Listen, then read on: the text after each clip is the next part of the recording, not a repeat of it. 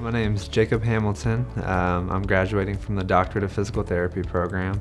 I'm originally from down around Victoria, a small town called Edna. With physical therapy, getting in is pretty difficult, and this was the last interview on my kind of journey. After the interview, I kind of knew, okay, this is one of those things that I'm supposed to be here.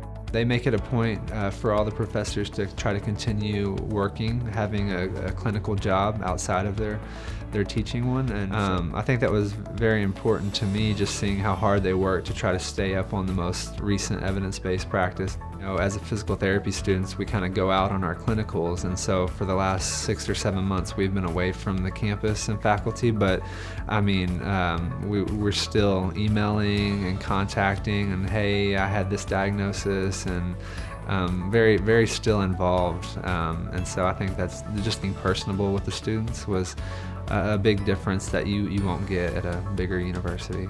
Once I was in the program, I really bonded with a group of people. There was about 4 or 5 of us, all guys, about 26, 27, so older than the normal. We all were married, and we actually ended up in the same small group.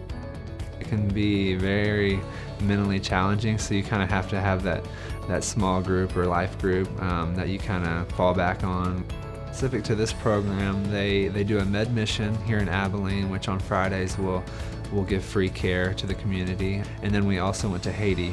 Not only the giving and the missional side of it, but as physical therapists, it was kind of a direct access. There was no other physicians there. You just have a patient come in and you have to diagnose and kind of treat, and that was it was a great opportunity. Hopefully we're making more of an eternal impact on our patients, because we can try to fix their movement dysfunction, but I hope that we can kind of touch something deeper emotionally.